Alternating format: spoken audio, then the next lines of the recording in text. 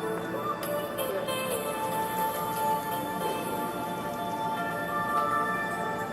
Witchy family. I hope today was a good Friday for everybody. Tonight I thought I would do a video that's just kind of an introduction to my channel. This is a new channel, and I uploaded 3 videos of a huge witchy haul that I had got about a couple weeks ago. And so, excuse me, I felt like tonight I should just kind of get on and touch base with everybody to kind of explain what my channel is about, and then maybe show you a few books that I would recommend to new witchies. I thought I'd answer the first question that I've gotten from a viewer that emailed me. And the question was, how did I come into witchcraft or this type of, it's a religion. I do not consider myself Wiccan. I didn't even consider myself a witch, but this is kind of what we're classified as when you feel connected with the earth and the universe and nature, and we're all tied in together, and herbs and candles and color relation magic and all kinds of things that were grouped and classified and labeled with a stamp, witches. Hence is why I named the channel Witchy Hocus Pocus. I've never considered myself a witch or I didn't know what I was. I just knew that the more that I started to research and read and study different aspects of what interested me, crystals, rocks. Even as a child, I had the rock tumbler. I just loved rocks. I got excited about it. I got excited about getting a clean, fresh pad of paper, or even just loose leaf notebook paper with the lines on it. New pens, new pencils, that stuff excited me. And it still kind of does. Like, you know, if I get a bunch of markers or colored pencils or, you know, things like that, I love it. Books, I don't like Kindle and things like that. I want actual books in my hand. I love the smell of books. I love to turn the pages. I love the experience of holding something tangible in my hands, and whether that's considered old school because I'm not super young, I'm probably one of the older generations that are on YouTube as far as witchcraft or witchy magic in your life, or, you know, however you want to word yourself. I really don't get into labels. I don't like wearing clothes, you know, of sports teams. I feel like I'm a walking billboard. Chico, sorry if you hear my dogs growling or whatnot. They're pretty feisty tonight. I just do what I do. How I got into this. My parents were not highly religious people, although my mother, who I really don't have anything to do with, we have a very estranged relationship, as well as my oldest daughter. She grew up in a family of 9, and they were raised Catholic, going to church every Sunday, going, you know, choir, being communion, all that kind of thing. My father became baptized when he married her, which they ended up divorced. We were not raised. I have a sibling that's younger than me, and I don't talk to that sibling either. I do not have a close-knit family. It's very, my family is very, how do you want to word it? I'm just going to say it. When shit hits the fan in life and knocks you off your feet, knocks you on your ass, my family was never the family that you had a soft place to fall. They'd gloat, they'd get excited if tragedy happened to you, you know, backstabbing, lying, when you're not around. The second you're around the corner, they're bad-mouthing you to, you know, whoever, making shit up to make themselves look like the victim all the time when they're definitely not. They're the perpetrators. So, you know, after taking psychology in college and just researching on my own time, because I love to learn, I love to read, I love to research, I realized that I was raised by a narcissistic mother, and I also have a covert narcissist oldest daughter. So, as one gets older in life, you realize that regardless if they're your blood relatives or your adopted family, or if you've basically just made close knittings with anyone that isn't blood but you consider them your family, if you start realizing that you're surrounded by these kinds of people that are very, chameleon-like, backstab, you can't trust them. Like, I could meet somebody that's a complete stranger and have no walls up. I don't have to protect myself whatsoever. I can just be who I am, express my opinions on whatever it is we're chatting about at the moment. And, you don't have to protect yourself against them because they'll lash out and try to hurt you or, be vindictive. You know what I'm saying? If you're surrounded by toxic people, cut it off. You don't talk to them. You don't write them. Those people don't even really understand what real family means. Even if you don't particularly care for someone in your family relation, if tragedy strikes, you're still there for them. It doesn't mean that after the tragedy has passed and your loved one is doing okay, that you have to keep hanging around and calling them all the time and showing up, But you let them know and you contact them even if you haven't in years to let them know, hey, I heard what happened. Like, let's say they lost someone or, whatever the tragedy that you would consider to be a tragedy. I got into this,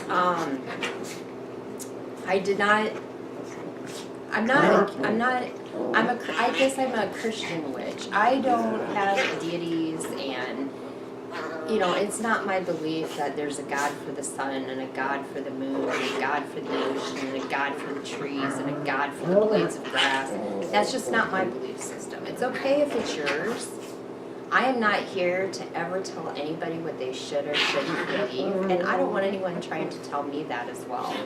I do what works for me, and all I can share with you is what I do and what works for me. I started research. I started picking things up. I've always loved the paranormal shows like Ghost Hunters, Ghost Adventures, Dead Files, Kindred Spirits, just anything. I just have a fascination and a deep interest in the spirit world, the life thereafter. I kind of believe that there might be a very great possibility in reincarnation. I believe that possibly we come back after, our time of doing whatever it is in the afterlife when we pass. I believe eventually we're sent back down, and if we were a female in this life, we might come back down as a male in the next life. We might come down as a spirit in a dog or in a cat. I believe in order to achieve being a guardian angel of anybody else, of a human being that's on the earth plane, we have to gain enough knowledge and enough experience in all experiences, not just what's it like to be a woman. Or if you're a man right now, what's it like to be a man? Because if you're going to be a guardian angel, you truly have to understand and have the living experience, the life experience, and the life skills to be able to guardian and protect somebody in all facets of life. Cats, birds, they all have spirits. So, I think we have to come back down over and over until we've achieved a certain level of knowledge and experience, and then we're probably granted the rights to start being guardian angels and helping humans and animals and, other living creatures here on the earth plane. Do I believe in that concrete 100%? No. I'm pretty open-minded, and none of us have all the answers until we are in the afterlife. I pray to guardian angels, archangels. I pray to some saints, not all of them, but the most famous ones. If something's really weighing on me and got me sad and down and my spirits are really being tugged on with whatever life's throwing at me, I pray to God, Virgin Mary, things like that. But that's for me. That doesn't mean that you have to be that way. That doesn't mean that I'm going to be on here preaching to everybody, okay, you have to pray to, not happening. If you have deities, that's awesome. You know, if you believe in Hercules and Medusa and, you know, that's who you want to, come on guys, and that's who you want to pray to and worship to and hold your altars and stuff to, go for it. You know, I'm not here to preach to anybody. I'm just here to share what I do and the knowledge that I've gained with you. And I'm still learning. I learn stuff all the time. I don't have everything memorized. As you get older, your memory starts to fail you. I don't have a short-term memory span, or even a long-term for that matter, like I did in my 20s and early 30s. I'm way beyond that now. I'm getting up there. So I rely a lot on books. I would say I am a book witch. Everything I do, I always open it to the section that I'm going to be practicing, and I reread it. I skim through it, I reread it, I refresh my memory, I collect all my materials, all my ingredients, all my tools, and I follow books. I spend hundreds and hundreds of dollars on books to use them. And I'm not ashamed of it. I cannot memorize everything I've got stacks. I cannot memorize, look at the thickness of this. I cannot memorize everything in these books. So these are reference guides, you know. Sometimes I use the recipes to the T. Sometimes I add a little more, take out something that I don't have, that I've never either heard of or I just don't own and I'm not going to spend any more money. I'll substitute it with something else. Now, let's get on to some book referencing. A good book that I purchased was called Witchcraft, The Handbook of Magic Spells and Potions, and the author is Anastasia Gray Wolf, and it looks like this. And I got all these on Amazon, by the way. I keep Amazon in business. Come on, you guys, be nice. Anyway, I keep Amazon in business, that's for sure. Free shipping. I live out in the middle of nowhere in the country. I'm an hour from any major town. This has like different things like to separate two lovers, to cause hatred between two lovers, for keeping romantic rival away, to cast away slander, to silence gossip, and then they've got counter spells against, let's see, to make a witch sick,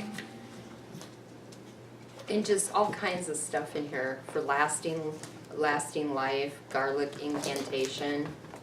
So this is a really good book if you're a beginner witch, or even if you're not a beginner. I mean, I think books are wonderful, and I use them all the time. Everything I do in all my videos, you're going to see a book. I'm not going to hide that. I'm going to have it right there where you can see it, probably on a book stand, actually, if you watch my Witchy haul. So that's the first one. The second one, I also practice hoodoo. So this is a really good book. It's Hoodoo, Herb, and Root Magic. And the author is Catherine Yarnwood. Got that off Amazon. And you can also purchase it through Lucky Mojo Company, but if you've got something against that, I must have missed something. I don't know what's going on, but I have read on other witchy channels in the comments, people are, you know, not really giving detail, but something's going on, I guess, with Lucky Mojo. I don't know. Anyway, if they got stuff I like at a price I like and shipping costs ain't outrageous, I'll order it. But this has everything in it. Just wonderful information on herbs, ammonia, all heal, alligator foot, gator paw. It's just got everything. So this is a really good book to study and to reference and to work with. Another book is Wicca Book of Spells by Lisa Chamberlain. And this one's okay. I mean, these are kind of like simple little quick spells for prosperity and peace in tough situations, to release negative attachments, bath for a blind date, romance attraction smudge, spell for new friendships. It's not really, I don't think it's a great book, but you know, it's got quick little simple spells, but I wouldn't say that this is a great book with wonderful spells in it. Then we've got Book of Shadows for the New Generation, Solitary Witch by Ravenwolf, and I also got that on Amazon. This has got information in it that, you know, is very pertinent. Sigils, charms, cleansing, concentrating, empowering, astral nasties, elemental plane, elements, farming by almanac and gardening by the moon, gems, stones, talismans, amulets, tree of life. So I mean, you know, there's a lot of good information in here. It tells you like sunflower, what the magical purpose would be for sunflower, which is wishes, health, wisdom, money, magics. Herbal code is power. The planetary influence of the sunflower, of course, is the sun, right? Best day to empower is on Sunday. So I mean, there's wonderful information in here. So I would classify this as a good book. There's also a lot of stuff in here that just doesn't even interest me. They also have stuff in here about death of a pet. Mabon, Samhain, they talk a little bit about that. So they talk about witches' covens, which I'm a solitary, definitely a solitary. They talk a little bit about Esbot, flavors of the moon. And they tell you a little bit about Gemini, Leo, Virgo, Cancer, Taurus, Aries, all the astrological signs. Walking the circle casting. So, blessings. So, I mean, I would say this is a very informational book. I'm glad I got this because I do look in here often to look up things. Because, like I said, I do not have a memory, you know, that I forget stuff all the time. I forget shit all the time. So, I would say this is a very good book. And this is the last book for tonight. It's called The Black Folder, and it's edited by Kat Yarnwood. I hope I'm not chopping her name up. They talk about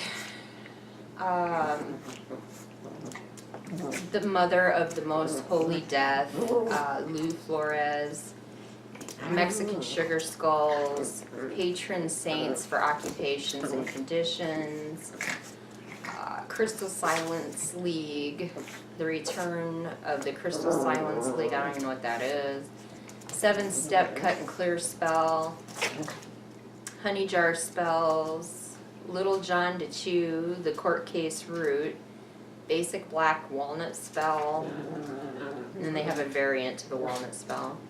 Dress your clothes and carry a mojo if you're going to court.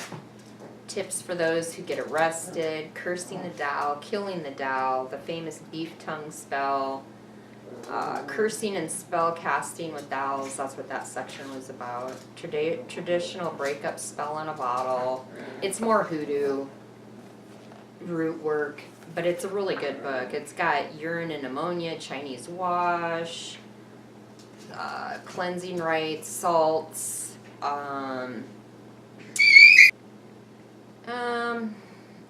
astrology for conjure doctors, moon phases, working with the moon, the waxing moon, the full moon.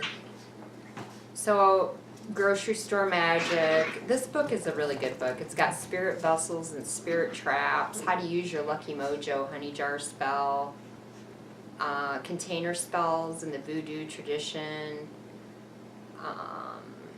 What else? Rustic hoodoo oil lamps, which I do own a lot of oil lamps. The history of the oil lamps, divination signs from burning candles, Candle Burning Basics, The Art of Hoodoo Candle Magic, Secret Formulas Believed Lost to the World, Floor Washes, Sachet Powders, Spiritual Oils. So this is a really good book. And again, it's called The Black Folder, and it's edited by Kat Ronwode. It's YRONWODE is her last name. I got that on Amazon as well. So these are some good books, I think, to start out. I also had a subscriber, and I want to tell her thank you because I think I have 2 subscribers right now, and she was the first one. And she asked to see my witchy room, which is going to be a while before I can do that. My son actually is living in my witchy room, so I packed up all my stuff and put it in totes. See this? So these are some of the pages that I've designed. This is moon phases and information on the moon. These are potions, potion recipes.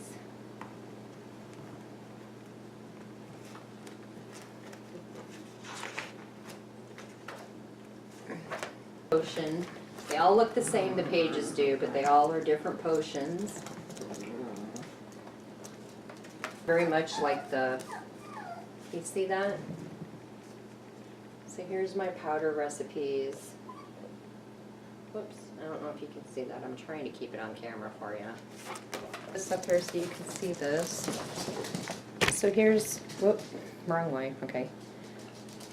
Oil recipes.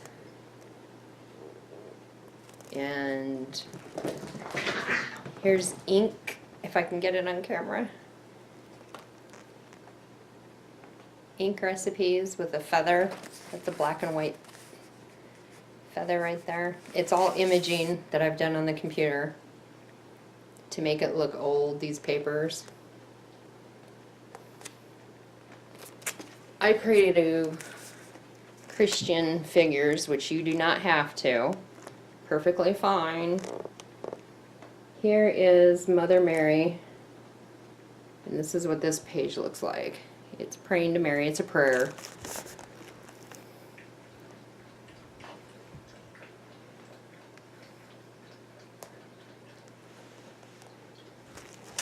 And let's see, we'll go forward here. I think I have archangels. Here's another Mother's Angel, Saint Bridget, and here's a picture of Saint Bridget. This one is, we've got this one. Let's see if we can get this on camera. These are archangels and stones that correlate with the archangel and the chakras.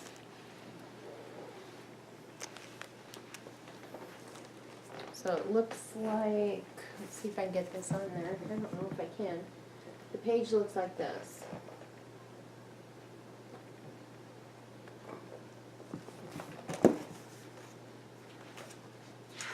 And some minerals. You can see that.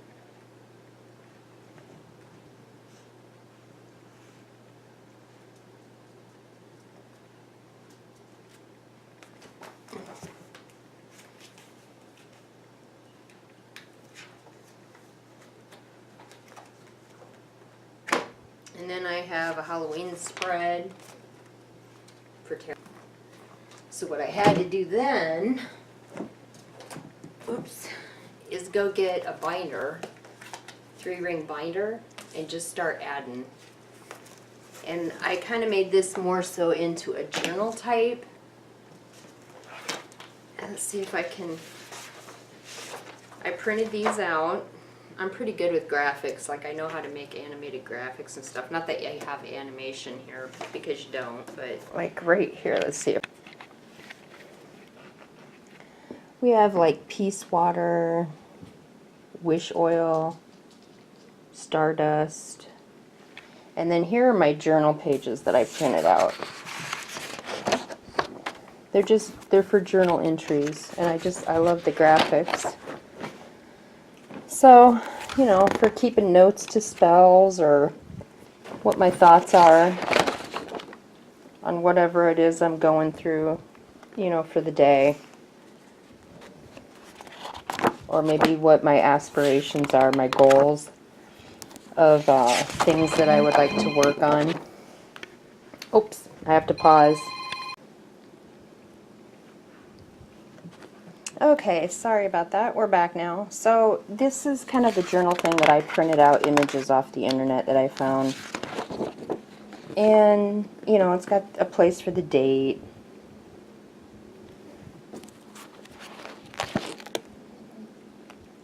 And kind of black color energies and different information such as that. Animal altar cleansing spell.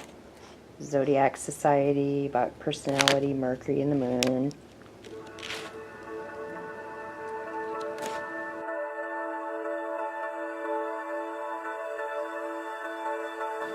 Beltane. It's got different information